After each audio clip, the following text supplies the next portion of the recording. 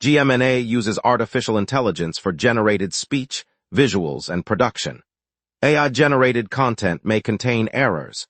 Please verify important information before making decisions or taking action.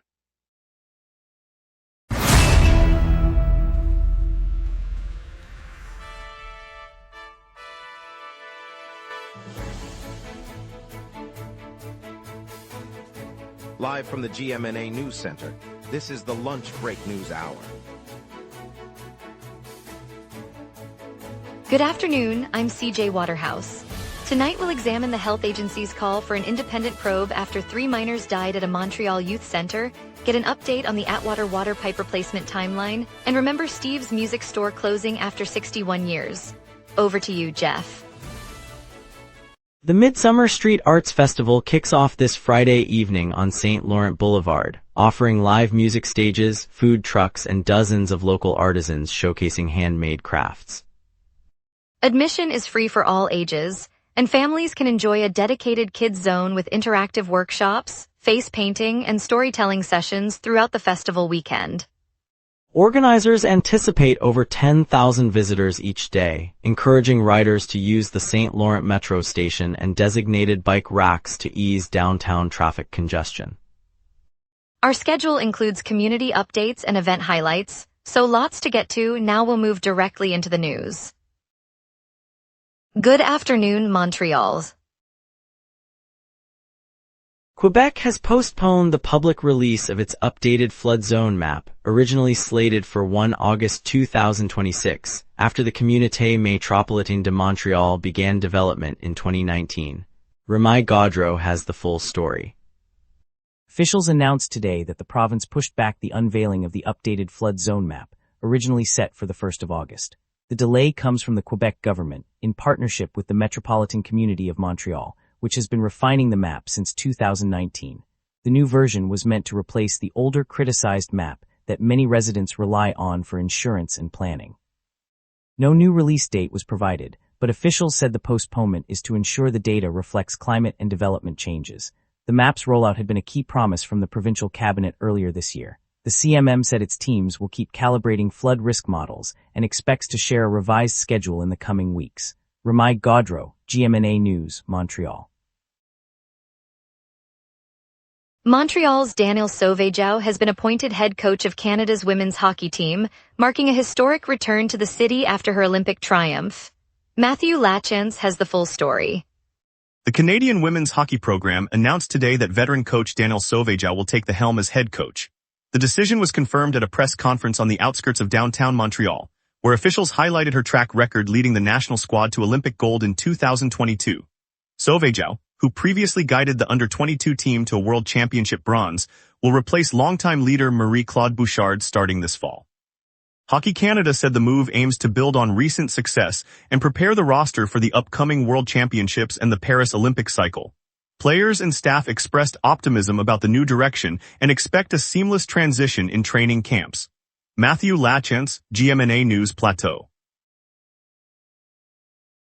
Alexis Galarneau, Liam Draxl, and Jack Draper have secured main draw wildcards for this summer's Montreal Open, the city's annual ATP Tour event, set to begin next week. Colette Barbeau has the full story. 3 Canadian and British players have been handed wildcards into the main draw of this year's Montreal Open. Alexis Galarneau, Liam Draxl, and British youngster Jack Draper each received a direct entry, bypassing qualifying rounds. The tournament, an ATP Tour stop held each summer on the city's outdoor hard courts, will kick off next week with a field of 32 singles competitors. Organizers said the wildcards aim to give rising talent a chance to test themselves against established pros. Galarneau, a Montreal native, and Draxl, a rising Canadian, joined Draper, who is looking to gain his first ATP main draw experience on home soil. Colette Barbeau, GMNA News, Montreal.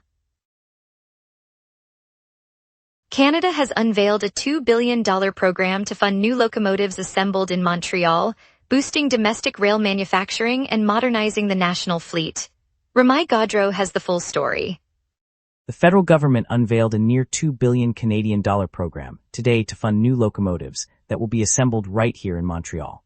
The money will flow to domestic rail manufacturers, aiming to replace aging units across the national network with modern, low-emission models. Officials say the investment is part of a broader strategy to boost Canadian industry and reduce reliance on foreign suppliers. Production is slated to begin later this year, with the first units expected to roll out within the next 3 years. The initiative also includes training for skilled workers to support the new assembly lines. All told, the program seeks to strengthen the country's rail infrastructure while creating jobs in Quebec. Ramai Gaudreau, GMNA News, Montreal. A tent encampment has emerged in Montreal's Cartierville neighborhood, near the cultural center and 2 early childhood facilities, marking the spread of homelessness into previously unaffected residential districts. Nadia Bellafuel has the full story. At the heart of Cartierville, a cluster of tents has sprung up along the streets bordering the local cultural center and 2 early childhood facilities. The makeshift encampment, observed this month, occupies a narrow strip of grass and sidewalk space that residents normally use for recreation. Neighbors reported seeing the structures appear overnight, with several families living in the temporary shelters. City officials note that this is part of a broader trend, as homelessness moves into residential districts that previously had no such camps. Social service workers have begun to visit the site, offering basic supplies while assessing longer-term options for the occupants. The situation remains fluid as community groups monitor the development. Nadia Bellafuel, GMNA News, Cartierville. Later we'll see how the judge's decision lets 2 Quebec colleges get back to teaching. Stay tuned. We will be right back. Watch the local sunset tonight at 6 p.m. for all your local Montreal news. Good afternoon, Montreal. Quebec's Ministry of Agriculture, Fisheries and Food confirms a stray cat in the Montérégie region tested positive for raccoon rabies, the first such case, prompting a reminder to keep pet vaccinations current. Colette Barbeau has the full story. Authorities in the Montérégie region confirmed last week that a stray cat tested positive for raccoon origin rabies, the first such case ever recorded in Quebec. The animal was captured in early July 2026, and laboratory analysis identified the virus strain typically seen in raccoons, not previously documented in felines here. The Provincial Ministry of Agriculture, Fisheries and Food has issued an advisory urging owners to verify that dogs and cats are up to date on their rabies vaccinations, stressing that the disease can spread from wildlife to domestic pets. Officials note that routine immunizations remain recommended as wildlife rabies continues to circulate in the province. Colette Barbeau, GMNA News, Montérégie. Quebec Liberal leader Charles Milliard today unveiled a sweeping economic plan aimed at deepening intra-Canadian ties and securing new trade partnerships ahead of the upcoming provincial election. Matthew Lachance has the full story. Charles Milliard rolled out the Liberal Party's new economic blueprint today, emphasizing tighter commerce links within Canada and the pursuit of fresh trade agreements beyond the border. In his remarks, Milliard said the plan aims to boost job growth by encouraging interprovincial supply chains and attracting investment from emerging markets. He outlined a series of incentives for businesses that expand operations across provincial lines, alongside a commitment to modernize infrastructure to support faster freight movement. The proposal also includes a framework for negotiating new partnerships with partner provinces and international partners, positioning Quebec as a hub for cross-border trade. The announcement arrives weeks before the provincial election campaign begins. Matthew Lachance, GMNA News, Montreal. The Toronto Raptors will open their preseason with exhibition games in Quebec City and Vancouver, marking the NBA's first Canadian city matchups this summer before the regular season begins. Matthew Lachance has the full story. The Toronto Raptors are set to kick off their preseason with back-to-back exhibition games on Canadian soil, first landing in Quebec City before heading west to Vancouver. The club will use the Quebec stop to test lineups and integrate new players, then travel to the Pacific Coast for a second showcase against a fellow NBA opponent. Both outings are part of the league's broader preseason schedule, giving fans in the 2 cities a chance to see the team in action ahead of the regular season launch. The games also give the Raptors a chance to fine-tune strategies and build chemistry before the competition officially begins. Matthew Lachance, GMNA News, Quebec City. U.S.-bound flights at Montreal Airport have resumed after a mysterious odor forced earlier cancellations, restoring travel for passengers heading south. Matthew Lachance has the full story. U.S.-bound flights are back in service at Montreal's main airport after a mysterious odor forced several departures to be grounded this morning. Airport officials said the smell, which triggered an evacuation of the terminal's U.S. gate area, prompted the cancellation of a handful of flights bound for cities such as New York, Chicago, and Miami. By mid-afternoon, crews had identified the source, cleared the affected zones, and given the green light for airlines to resume boarding. Passengers who were rebooked earlier are now boarding their planes as normal, and the schedule for the remainder of the day shows no further interruptions. Authorities confirmed there was no health risk to travelers and thanked staff for their swift response. Matthew Lachance, GMNA News, Dorval. Montreal officials are urging residents to maintain water conservation habits as the city undertakes extensive repairs on its main aqueduct system, warning that upcoming heat waves could dramatically increase demand. Nadia Bellafuel has the full story. City officials are reminding Montrealers that water conservation must continue even as crews tackle extensive repairs on the main aqueduct network. The work, slated to run through the coming months, follows a brief reprieve this summer when cooler, wetter weather temporarily eased demand. Officials warn that any upcoming heat wave could push usage up sharply, putting extra strain on a system already under construction. They ask households to keep short showers, fix leaks promptly, and limit non-essential outdoor watering until the upgrades are finished. The message is clear: every drop saved now helps keep the supply reliable while the aqueducts are being overhauled. They also point out that water pressure stays normal during the repairs, so residents shouldn't expect service interruptions. Nadia Bellafuel, GMNA News, Montreal. Now let's check the outlook with our weather team for this afternoon. A stagnant high-pressure ridge and a weak northwest jet keep Montreal under clear, calm skies this afternoon. The all-time high for July 30th stands at 31.6 degrees, recorded during the 2019 heat wave that pushed the province into an unprecedented 3-week streak of temperatures above 28. The all-time low is 11.5 degrees, set just last year when a sudden Arctic dip slipped south, snapping a winter-like spell in early August. By contrast, the climatological average for today hovers around 23 degrees high and 19 low, underscoring how today's mild 24 feels well within the norm. Turning to the live radar, the screen is completely blank across the province. No echo is present from the St. Lawrence Basin to the Laurentians, confirming the absence of any convective or stratiform rain. This emptiness stems from the entrenched high-pressure ridge that suppresses lift, while the sluggish northwest jet merely drifts overhead without injecting moisture. With no cells in sight, the map stays quiet as we shift to today's outlook. At noon, the city basks under a clear sky with a temperature of 24 degrees and a comfortable humidity of 68%. A gentle breeze from the north pushes at 12 kilometers per hour, barely noticeable. The atmosphere is dominated by a steady high-pressure ridge that has lingered for several days, keeping the air mass stable and dry. Overhead, a sluggish northwest jet streams at about 20 kilometers per hour, providing only modest upper-level ventilation and no new moisture. With the ridge refusing to break, temperatures will inch upward, reaching a peak of 25 degrees by afternoon before slowly descending to 24 as the sun sets. The ultraviolet index holds at 5, and wind remains below 25 kilometers per hour throughout. No weather alerts are in effect, so we look ahead to 5-day outlook. Looking at the next 5 days, a broad mid-level trough slides eastward, allowing clouds to dominate Friday and Saturday with highs holding at 27 and lows hovering around 19 to 20. The lingering moisture will finally break on Sunday, when an Atlantic low nudges the front inland, delivering an 80% chance of rain and keeping temperatures near 26 while night falls to 19.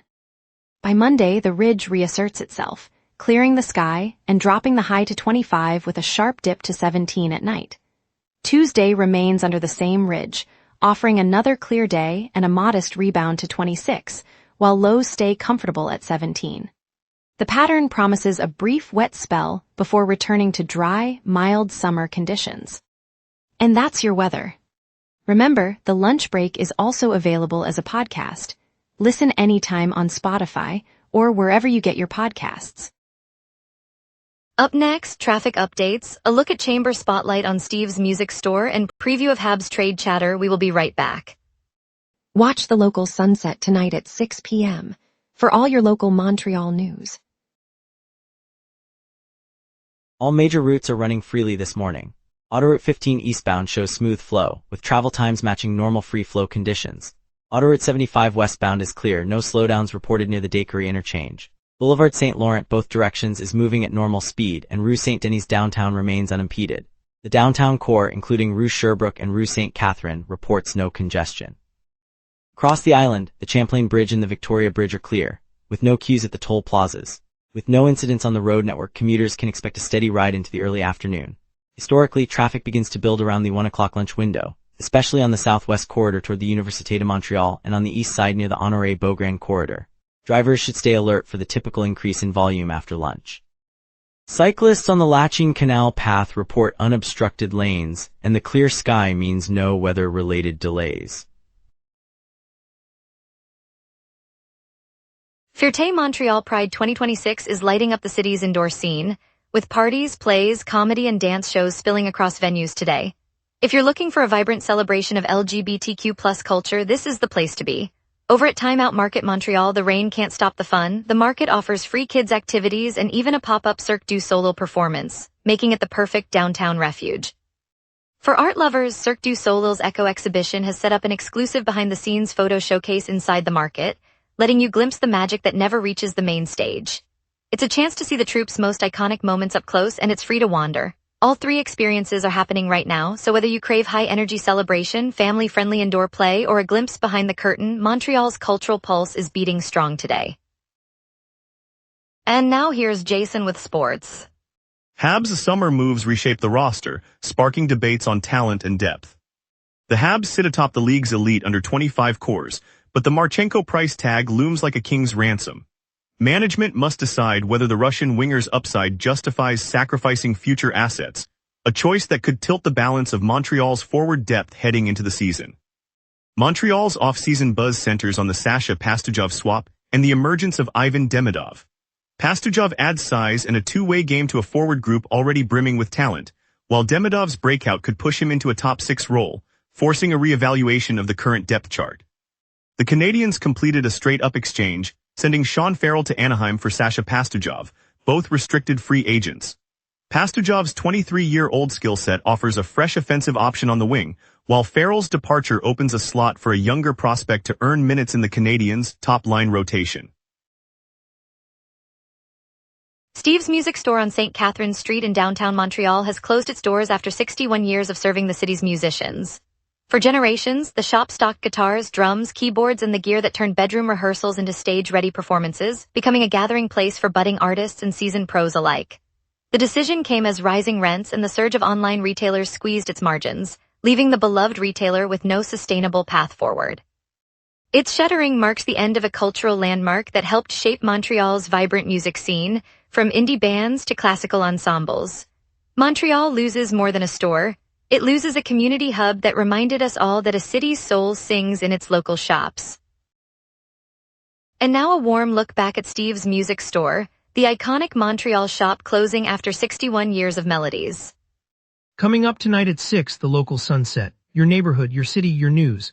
From City Hall decisions to the stories happening right on your street, we cover what matters most to Montrealers. Join us tonight at 6 p.m. on GMna for the local sunset, Montreal's evening newscast. City engineers say 2/3 of the critical Atwater Aqueduct along Atwater Avenue in the Ville-Marie borough are fixed and the project stays on schedule, but officials warn Montrealers must keep conserving water to prevent future shortages as repairs continue across the network. Carl Dumont is there. Carl Dumont. Thanks CJ Waterhouse. I'm standing on Atwater Avenue, the concrete curb slick with early morning drizzle, and just beyond the street the brown-stained trench yawns open where crews have been tearing away the old pipe. Steel scaffolding climbs like a lattice over the exposed aqueduct, and the hum of hydraulic lifts mixes with the chatter of engineers in orange vests checking gauges. 2 of the 4 sections of the Atwater water main are already sealed, the fresh steel joints gleaming under the overcast sky. The city's water distribution network, which delivers drinking water to roughly 1.3 million residents, is finally seeing its most critical repairs come to life. Workers spray a faint mist of disinfectant, and a nearby resident watches, notebook in hand, reminding her teenage son to turn off the faucet while the work continues. The significance. With 2/3 of the lifeline restored, Montreal's water future still hinges on each household's conservation habits. Carl Dumont, virtually at Atwater Aqueduct. Good morning, Montreal. In Pierrefonds Roxborough, residents continue clearing gypsum and floor debris left by June's heavy rains, facing costly repairs as insurance payouts fall short. Ramai Gaudreau has the full story. Residents of Pierrefonds Roxborough are still pulling floorboards and gypsum panels from the edges of their streets, a month after the June downpours that swamped the area. The heavy rain left yards of homes submerged, and today crews and volunteers are shoveling through piles of debris that have settled into the neighborhood's sidewalks. Homeowners report paying out of pocket for repairs because insurance settlements have fallen short of the damage. The cleanup is taking weeks, with many families renting equipment to remove the material and patch cracked foundations. City officials say the water receded quickly, but the lingering mess will linger into the autumn. Local businesses along Boulevard St. Charles have cleared their driveways, hoping to reopen before the holiday rush. Ramai Gaudreau, GMNA News, Pierrefonds. ARTM has outlined 8 priority zones to guide Montreal's next major transit project, aiming for decisions by 2029 as the REM nears completion and elections loom. Ramai Gaudreau has the full story. 8 priority zones have been earmarked for study as the next major public transport project in the region. The Autorité Régionale de Transport Métropolitain announced the zones this week, saying planners will evaluate them over the coming years with a target to decide on a location by 2029. The move comes as the Réseau Express Métropolitain nears completion, prompting officials to look ahead to the next large-scale system. Provincial elections are also on the horizon, adding a political backdrop to the planning process. The identified zones span key corridors across the city, from downtown cores to outer suburbs, and will guide future investment decisions. Ramai Gaudreau, GMNA News, Montreal. Thank you, Montreal, for joining us on the lunch break. Today's oddball story about flights to the United States being grounded because of a construction odor reminded us that anything can happen in our city. We'll be back tomorrow with more news you need to hear. See you then. I'm CJ Waterhouse.